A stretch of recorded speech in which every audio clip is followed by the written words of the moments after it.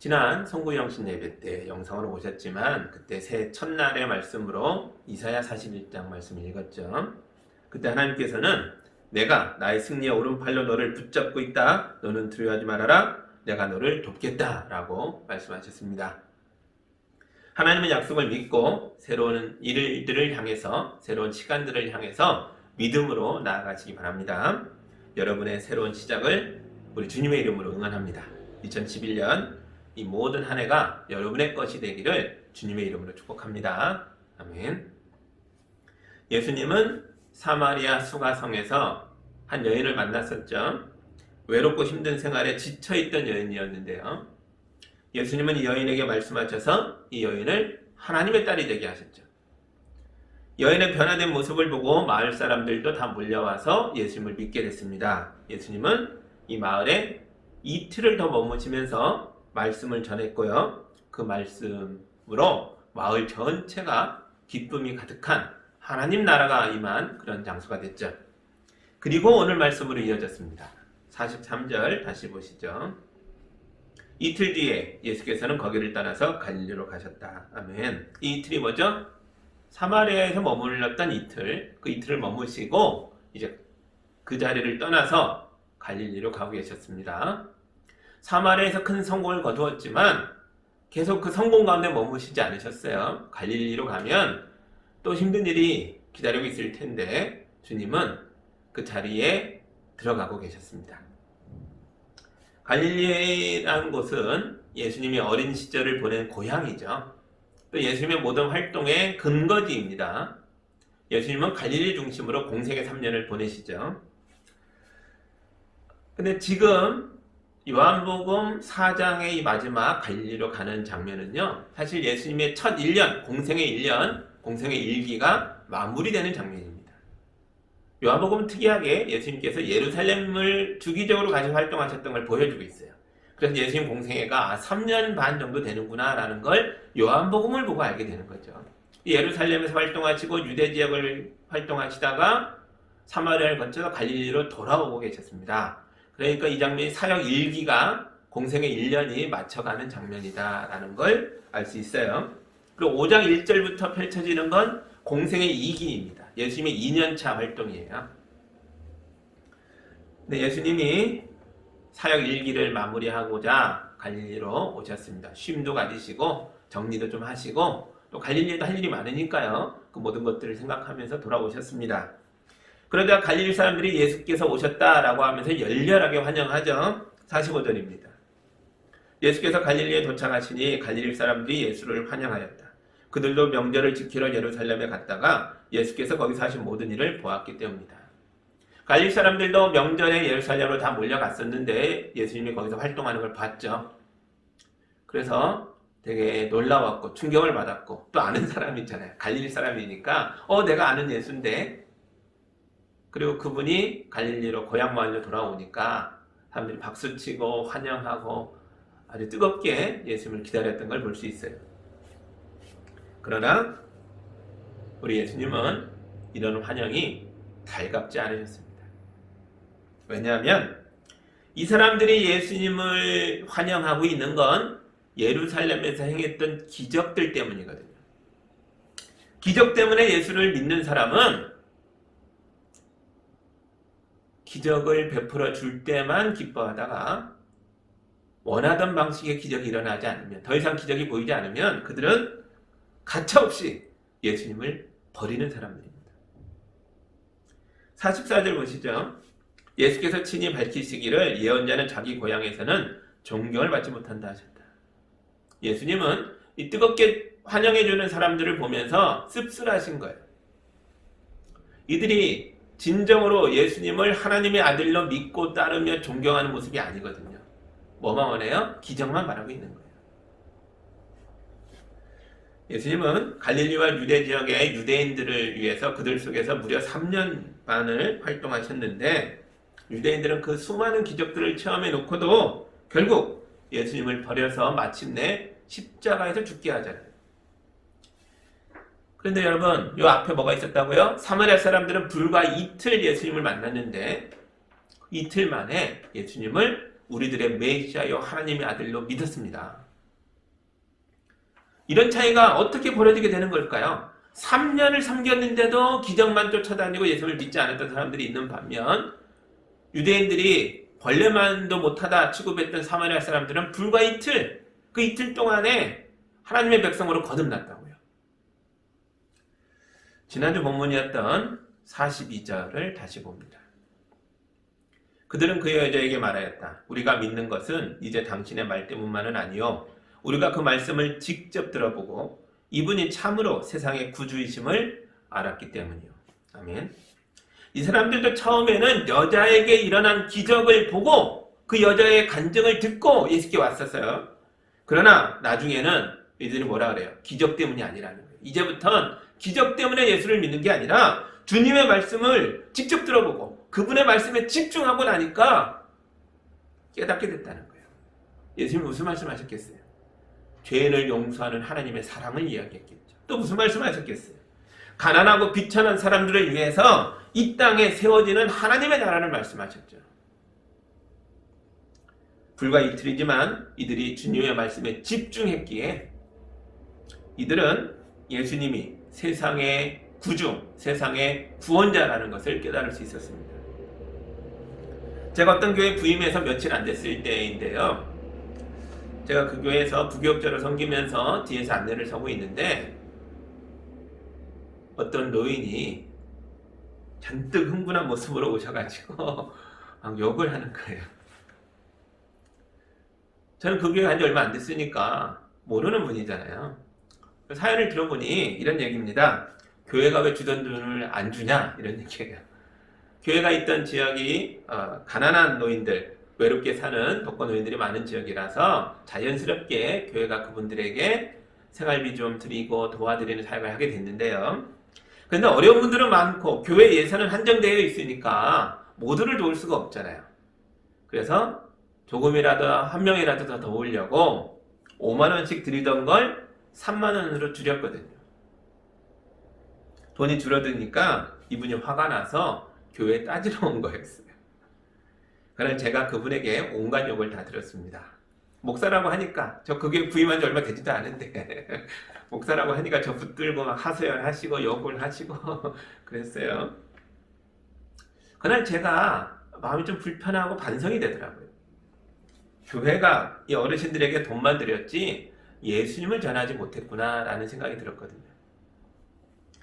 그 노인은 무려 5년 동안이나 교회 도움을 받았던 분이에요. 그 긴 시간 동안 아무도 그분에게 예수님을 전하지 않았던 거죠. 그래서 그날 그분을 붙잡고 교회가 뭐 하는 곳인지, 교회가 왜 이 돈을 당신에게 드리는 것인지 이런 이야기들을 소상히 말씀드렸습니다. 이 돈이 어디서부터 오는 건가? 그런 얘기를 나누고요. 그리고 그분께 권면을 했어요. 매주 교회에 오셔서 예배를 드리시고 말씀을 들으시기 바랍니다. 감사하게도 이분이 매주 오셨고요. 마침내 이분이 예수님을 나의 구세주로 고백하고 세례를 받게 됐습니다. 그분의 세례 교육을 제가 담당했는데요. 얼마나 감격스러웠는지 몰라요. 여러분, 교회는 예수의 몸입니다. 그러나 많은 분들이 예수님 때문에 교회에 오는 게 아니에요. 온갖 다른 이유 때문에 교회에 와요. 그래도 괜찮습니다. 처음은 그래도 돼요. 어쩌면 우리가 하나님께 오면서 기적을 바라며 오는 건 당연한 걸 수 있어요. 그러나 마지막까지 기적만 쳐다보면 안 됩니다. 기적은 우리를 예수님께 데려오는 통로일 뿐이에요. 기적이 우리의 인생의 목표가 아닙니다. 기적은 하나의 과정일 뿐이에요. 우리의 궁극적인 목표는 기적이 아니라 하나님의 나라인 줄 믿습니다. 예수님은 하나님의 나라를 우리에게 주려고 오신 분이에요. 예수님을 마음으로 믿어 의에 이르고 입으로 고백하여 구원에 이르시기 바랍니다. 우리의 구원은 이 죄인들이 예수님의 십자가의 피로 씻김을 받아서 죄를 용서받고 마침내 하나님 나라에 들어가서 하나님의 백성이 되는 겁니다. 이게 우리가 바라보는 구원이죠. 우리는 하나님의 영광에 참여하는 사람들이 될 것입니다. 여러분 모두가 하늘의 영광에 들어가는 사람들이 되기를 우리 주님 예수님의 이름으로 축복합니다. 아멘. 요한복음은 기적이 필요해서 온 사람이 또 있다라고 말해요. 이 사람을 통해서 기적에만 머물려서는 안 되고 믿음으로 나아가야 한다라는 걸 보여주고 있어요. 46절과 47절 보겠습니다. 예수께서 또다시 갈릴리 가나로 가셨다. 그곳에는 전에 물려 포도주를 만드신 곳이다. 거기에 왕의 신하가 한 사람이 있었는데 그의 아들이 가버나움에 살고 있었다. 그 사람은 예수께서 유대에서 나와 갈릴리로 들어오셨다는 소문을 듣고 예수께 와서 제발 가버나움으로 내려오셔서 아들을 고쳐주십시오 하고 애원하였다. 아들이 거의 죽게 되었기 때문이다. 예수님이 갈릴리 가나에서 왕의 신하를 만납니다. 갈릴리 지역의 왕이라면 헤롯 대왕의 아들 헤롯 안디바를 말하는 거예요. 안티파스라고도 하죠. 안티파스는 자기 아버지 헤롯보다 더 악한 사람이에요. 헤롯 집안이 막 엄청 악한데 안티파스도 엄청난 사람입니다. 이 사람의 성경에 나오는 기록 중에 하나가 뭡니까? 세례 요한의 목을 베어버린 사람. 이 사람이에요. 또 예수님도 이 사람에 대해서 저 여우가 이렇게 말했어요. 예수님 보시기에도 얼마나 악한지 여우라고 불렀습니다. 이 말을 듣는 예수님 앞에 있던 민중들이 아주 속이 시원했겠죠. 그러나 나중에 예수님이 공생의 3년을 마치고 예루살렘에서 체포됐을 때에 제사장 집에 끌려갔다가 헤롯 왕에게 끌려가서 재판을 또 받고 신문을 당하죠. 그때 헤롯 왕이 이 사람이에요. 헤롯 안티파스였어요. 그러니까 예수님과 이 갈릴리의 왕은 지독한 악연으로 얽혀 있다고요. 이 사람의 신하예요. 이런 왕의 신하가 예수님 앞에 왔어요. 아마 이 사람은 유대인이 아니겠죠. 그래서 평소 같으면 절대로 예수님 앞에 올 사람이 아니에요. 그래서 왜 왔어요? 아들이 열병에 시달리다가 거의 죽게 됐거든요. 그래서 이분이 땀에 절어서 숨을 헐떡이는 모습으로 예수께 왔어요. 성경에 그런 기록 없는데요? 없지만 자세히 보면 있어요. 사연을 들어보니 이 아들이 지금 가버나움에서 죽어가고 있잖아요. 가버나움은 갈릴리 주변 호숫가의 마을이에요. 갈릴리는요, 해발 0도가 아니라 더 낮은 저지대예요. 가나는 갈릴리 산지에 있는 마을입니다. 그러니까 가버나움의 저지대에서부터 산지에 있는 가나까지 산길을 내내 오르막길을 달려왔다는 거죠. 거리는 학자마다 좀 차이가 있는데 어느 길로 오느냐 좀 차이가 있겠죠. 직선거리로는 한 23km. 이 시대의 길 구불구불한 걸 보면 30km 조금 못 미치는 정도. 그러니까 아마 30km 가까운 길을 달려온 거예요. 쉬지 않고 달렸겠죠. 아들을 살리려고. 예수님을 만나려고. 예수님 앞에 왔는데 숨을 헐떡이며 땀에 절어서 당장이라도 자기부터 먼저 숨이 넘어갈 듯한 모습으로 예수님께 온 거죠. 말에 조리도 없었을 거예요. 무슨 말인지도 못 알아듣을 정도로 울부짖는 모습으로 함께 가버나움으로 빨리 가자고 그러고 있었겠죠. 근데 우리 예수님은 이 아버지의 다급한 사정을 보면서도 어떻게 보면 좀 냉정하게 대하시는 것 같아요. 48절 보시죠. 예수께서 그에게 말씀하셨다. 너희는 표징이나 기이한 일을 보지 않고는 결코 믿으려고 하지 않는다. 예수님이 왜 이러시죠? 왜 이 불쌍한 아버지를 혼내는 것처럼 말씀하시는 거죠? 겨우 기적 때문에 날 찾아왔어? 마치 이렇게 하시는 말씀처럼 보이죠. 그런데 이 구절을 자세히 보면 예수님이 혼내는 사람은 이 아버지가 아니라는 걸 알 수 있어요. 예수께서 그에게 이 남자에게 말씀하셨는데 그런데 이 말씀을 듣는 대상은 이 사람 하나가 아니라 뭐래요? 너희가 이렇게 말하죠. 이게 뭐예요? 복수의 사람들, 다수의 사람들. 이들이 누굽니까? 지금 예수님 주변에 서 있는 이 신하가 달려와서 외치고 있는 걸 구경하고 있는 훨씬 더 많은 사람들을 말하는 거예요. 너희는 표적과 기이한 일을 보지 않고는 결코 믿으려 하지 않는구나. 이 사람들은 갈릴리 사람들이고 유대인들이며 예수님을 구경하려고 온 구경꾼들이죠. 지체 높으신 왕의 신하가 땀에 절어 숨을 헐떡이며 예수님을 찾으니까 우와, 또 신기하고 재밌는 일이 벌어지려나 보다 구경하려고 몰려든 사람들이라고. 예수님은 왕의 신하와 자기를 둘러싸고 있는 이 구경꾼들을 향해서 너희는 표징이나 기이한 일이나 따지고 있구나. 실제로는 결코 내 말을 믿으려고 하지 않는구나. 이렇게 한탄을 하시는 거예요. 여러분, 우리 예수님은 단순히 기적을 행하는 분이 아니라 더 위대한 분이십니다. 예수님은 우리에게 하나님의 나라를 가져오신 분이세요. 우리가 이분의 말씀을 듣고 깨달을 때에 이 죄인들에게 용서의 길이 열리고 구원의 길이 열리는 겁니다. 그런데 많은 사람들이 예수의 책망을 들으면서도 여전히 구경꾼에 머물면서 침묵하고 있는 거예요. 그때 한 명이 이 어색한 침묵을 깨고 예수님의 책망에 반응합니다. 49절 보시죠. 그 신하가 예수께 간청하였다. 선생님, 내 아이가 죽기 전에 내려와 주십시오. 이 사람의 반응은 예수님이 기대했던 반응이 아니에요. 그러나 이 아버지는 이것밖에 다른 반응을 할 수가 없었어요. 이 아버지는 구경꾼으로 온 게 아니거든요. 너무나 간절해서. 아들이 죽어가고 있어서 이 아들을 살려야겠다는 생각 외에는 다른 아무것도 보이지도 않고 들리지도 않는 거예요. 예수님이 책망했지만 책망한 줄도 모르는 거예요. 너무 간절하니까요. 이 아버지의 간청에는 구경꾼들에게는 없는 믿음이 들어있습니다. 어떤 믿음이에요? 이 아버지는 왕의 신하였잖아요. 재산도 있고 권력도 있었던 사람이에요. 의사를 못 데려왔겠냐고요. 좋은 약을 못 찾았겠냐고요.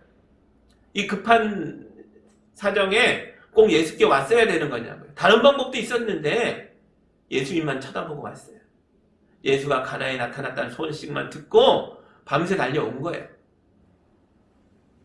죽음의 문턱에 들어선 아이를 살릴 수 있는 사람은 오직 예수밖에 없다라고 믿은 거죠. 이게 믿음이에요. 이 아버지는 삶과 죽음의 문제 앞에서 오직 예수님만 바라보며 예수님께 의지하고 믿고 순종할 자세가 되어 있는 거예요. 이게 믿음이라고요. 비록 수준은 낮을지 몰라도 믿음은 믿음인 거죠. 이 남자가 진짜 예수님을 믿은 건지 여전히 의심스러우신가요? 다음 구절을 보시면 이 남자가 정말 예수님을 믿었다는 걸 알 수 있어요. 50절입니다. 예수께서 말씀하셨다. 돌아가거라, 네 아들이 살 것이다. 그는 예수께서 자기에게 하신 말씀을 믿고 떠나갔다. 아멘. 이 남자는 자기와 함께 가자고 간청했는데 예수님은 남자에게 돌아가라, 혼자 가라, 네 아들이 살아날 것이다, 이미 살았다 라고 말씀하셔요. 그런데 보세요, 이 권력자가 예수의 말씀대로 정말 순순히 일어나서 집으로 혼자 돌아가고 있어요. 예수님이 무슨 약을 준 것도 아니고 부적을 써준 것도 아니에요. 오직 말씀뿐이었어요. 그런데도 이 남자가 그 말씀을 믿었다고요. 그래서 요한복음은 이 남자가 예수의 말씀에 순종하는 걸 보고 이 사람이 예수의 말씀을 믿었다라고 선언한 거예요. 믿음이란 내적인 확신에 그치는 게 아니에요. 그 말씀을 들었을 때 따르고 순종하는 것, 그게 믿음이라고요. 기적을 보여주면 믿겠다는 사람들이 많아요. 사실은 믿는 자에게 기적이 일어나는 겁니다. 다음 구절 보시죠. 51절입니다.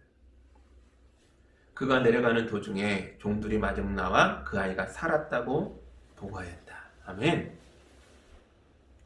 남자는 문자 그대로 산악지대인 가나에서 저지대인 호숫가 마을 가버나움으로 내려가고 있어요.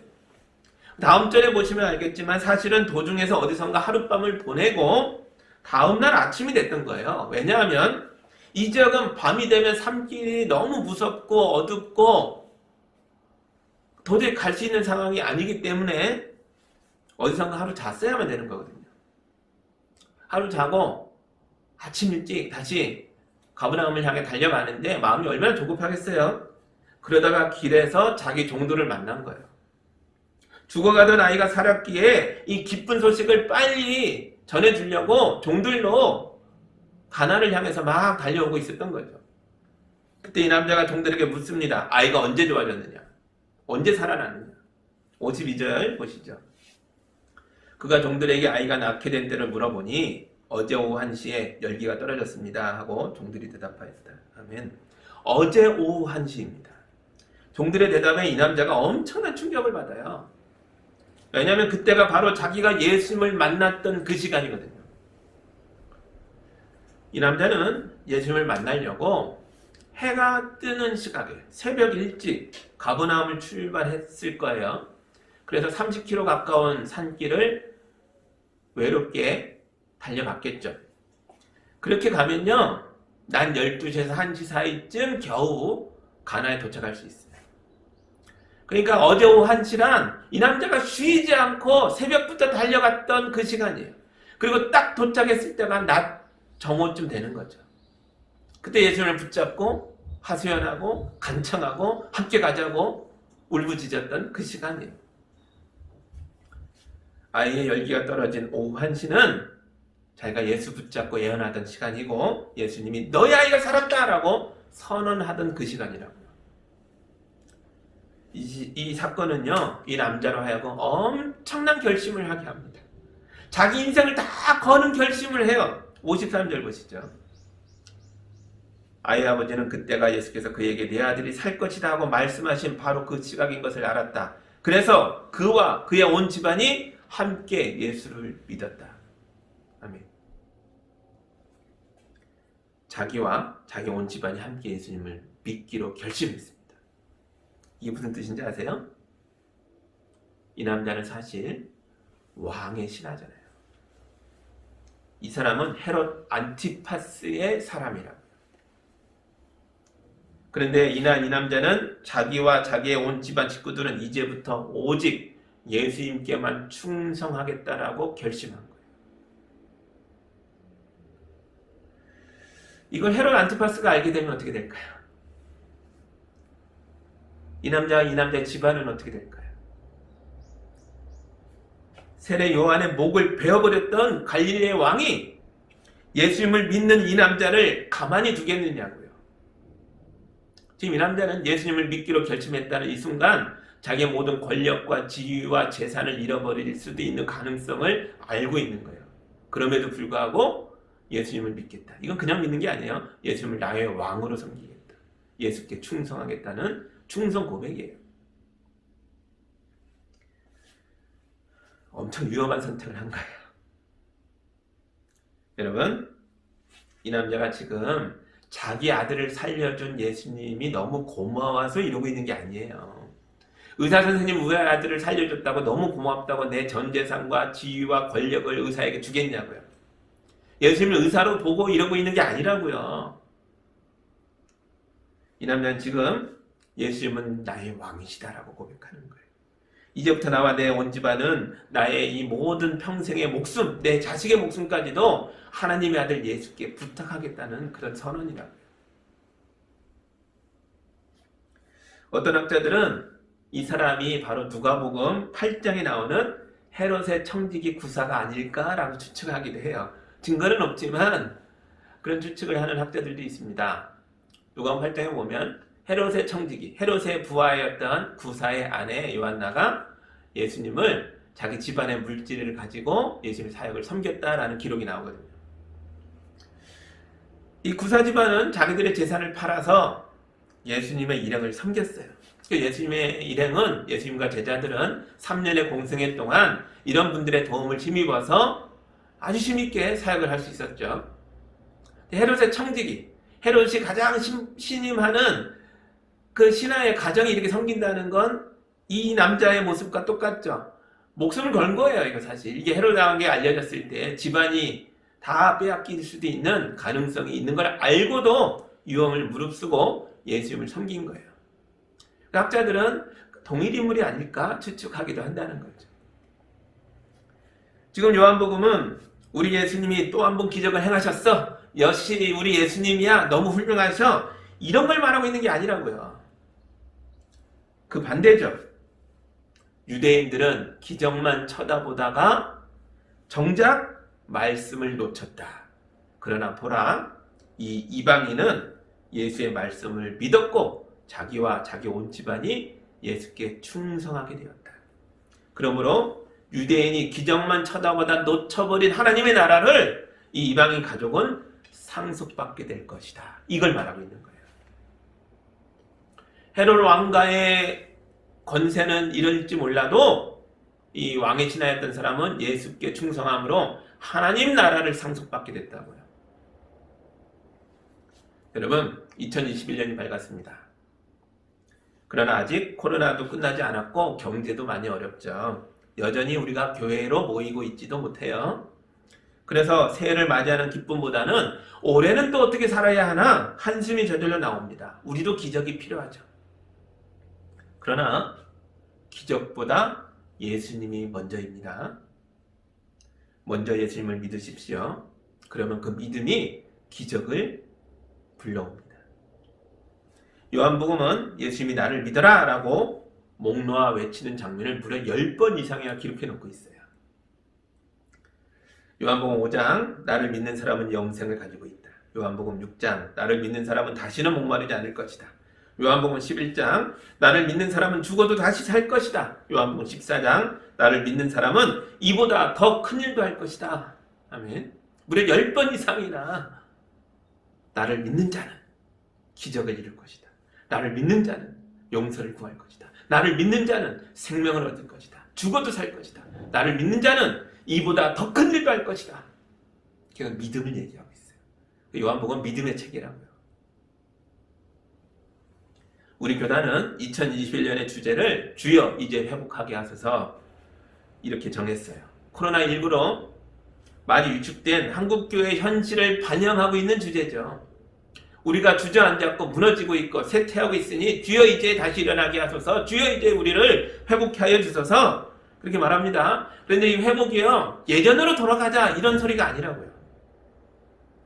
예수님이 말하는 회복은 과거로 돌아가는 것이 아니라 좋았던 어느 때로 가는 게 아니라 믿음을 가지고 앞으로 나아가는 일인 줄 믿습니다. 사도행전 1장 8절에 교회 사명이 나오죠.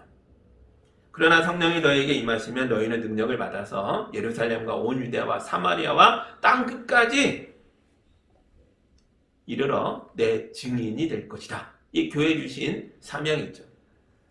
예수님의 교회는 믿음을 가지고 앞으로 전진해 가면서 예루살렘과 유대와 사마리아와 땅 끝까지 이 복음을 들고 나아가야 하는, 복음의 증인이 되어야 하는 사명을 가지고 있습니다. 그런데 예수님은 이걸 하라고 명령만 하신 게 아니고요, 본인이 먼저 이런 사역을 몸으로 보여주셨다고요. 그것도 자기의 공생의 일기 첫 해 다 보여주셨어요. 오늘 말씀이 나오잖아요. 언제 이걸 봤냐고요? 이미 봤어요. 요한복음 3장에 뭐가 나옵니까? 예루살렘에서 율법학자였던 유대인이었던 니고데모가 예수님을 믿었죠. 그리고 이어지는 요한복음 4장에서 우리가 앞서 봤던 말씀인데 뭐예요? 사마리아 여인과 이 사마리아 사람들이 예수님을 믿었죠. 그리고 오늘 말씀이요, 왕의 신하였던 유대인이 아닌 사마리아 사람도 아닌 이방인이 예수님을 믿었어요. 자기와 온 집안이 충성할 왕으로 예수님을 섬기겠다고 결심했어요. 여러분, 예수님이 교회에게 주신 이 위대한 사명은 이미 예수님 본인이, 자기 자신이 실천하고 있었던 일들이라고요. 우리는 이런 예수님을 믿음으로 우리의 한계를 넘어서서 계속 앞으로 전진해 나가게 될 줄 믿습니다. 이미 예수님이 걸어가신 길을 따라가는 거예요. 저부터 힘을 낼게요. 사실 저도 작년에 힘이 많이 빠지고 마음도 약해졌었는데요. 요한복음 읽으면서 정신이 번쩍 들었습니다. 오늘 주님이 우리에게 말씀하고 계세요. 너의 아들이 살 것이다. 우리 주님이 여러분의 무너졌던 것들을 다시 세워주시고 죽어갔던 것들을 다시 살려주시고 잃어버린 것들을 되찾게 하실 줄 믿습니다. 무엇보다도 믿음을 회복하십시오. 믿음으로 주의 말씀을 붙들고 일어나서 이 왕의 신하처럼 여러분이 가야 할 길을 내달리시기 바랍니다. 우리는 이 길 가운데서 주의 말씀이 이미 이루어졌다라는 소식을 듣게 될 것입니다. 가는 길에 듣게 될 거예요. 도착해서가 아니에요. 믿음으로 달리는 중간에, 믿음으로 달려가는 그 길에서 이 말씀이 이루어지고 있다는 걸 듣게 될 수 있습니다. 주님의 치유와 회복의 손길이 여러분 모두에게 임하는 2021년이 되기를 예수님의 이름으로 축복합니다.